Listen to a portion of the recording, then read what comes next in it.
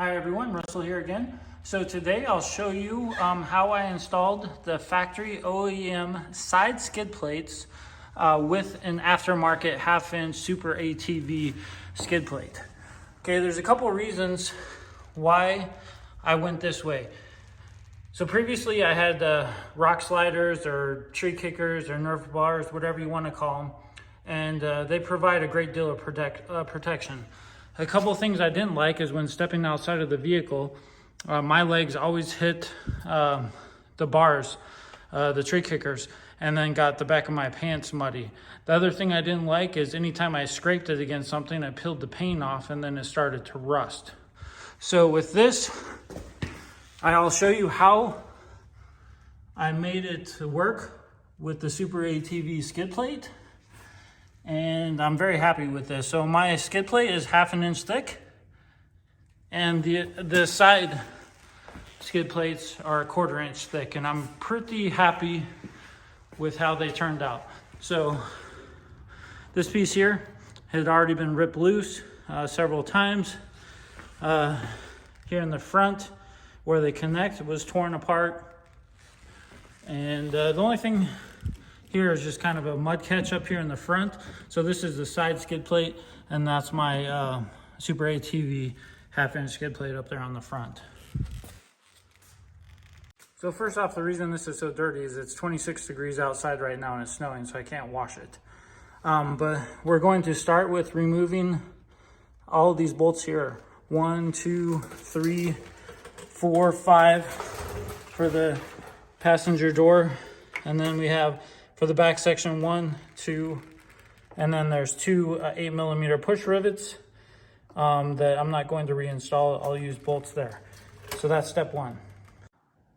So one thing I do with all these Allen bolts right here, the 5mm Allen bolts, is I'll take a little screwdriver and clean all the mud out.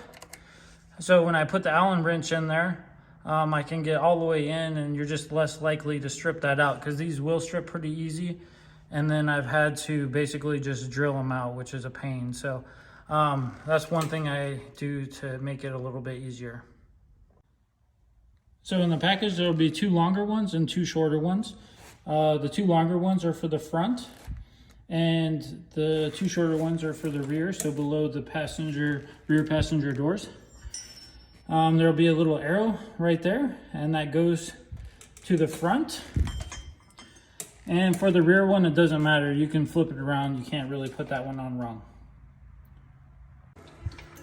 So one thing I did a little differently is all of these had bolts in them. And then on the rear too, just had the 8mm push rivets. So I added a bolt to each of those to make it a little more sturdy. And it's super easy, just you can reach in, slide the bolt in through the back for those back 2 holes, and then there's bolts all the way along it. So that's something I recommend doing instead of having 2 plastic push rivets holding the back of the skid plate. All right, once we get these braces on, the front and rear, then we're going to take the M6 or 10mm bolts out on the bottom side. Okay, down here on the bottom side, there's going to be 7 10mm bolts that need to be removed all the way down to the front.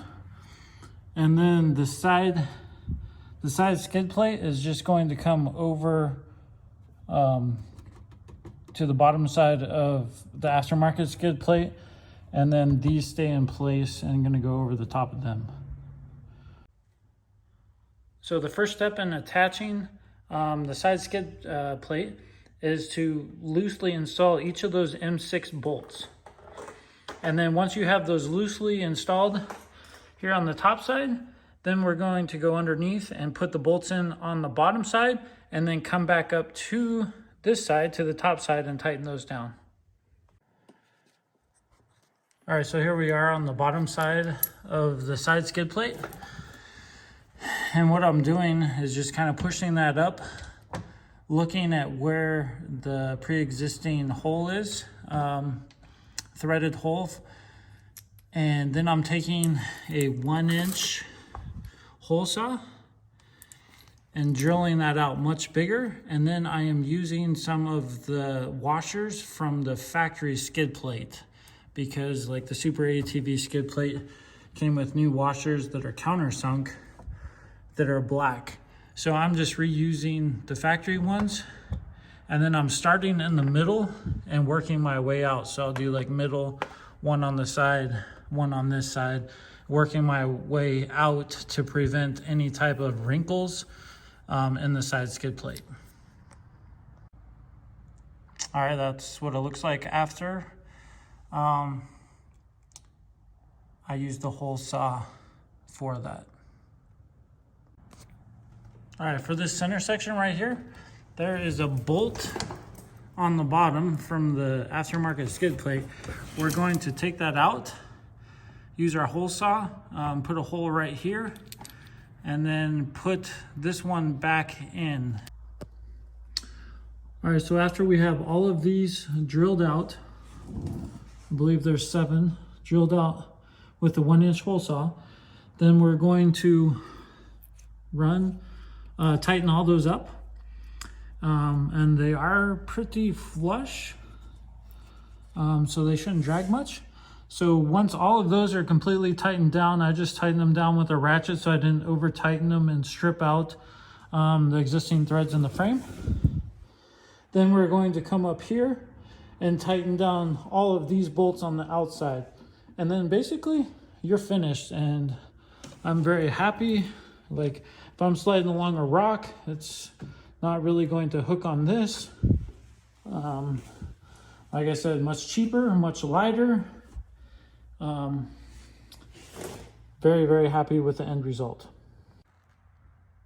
All right, so the good thing about having a dirty side-by-side is you can kind of see the difference where the new parts come in. One other thing I forgot to mention earlier is these things are also a fraction of the weight of some like metal rock sliders. So if your build is kind of weight conscious, this is a great option. For me personally, coming in and out with the Nerf bars, I was always rubbing the back of my pants, so very happy with the coverage on this. And you can see it basically comes halfway up that bar right there. And this will kind of allow me to slide over stuff without, knocking paint off or creating rust spots. So again, I really appreciate all of the positive support, everybody watching my channel, and hopefully this helps you out as well. I'll see you in my next video. Again, thank you.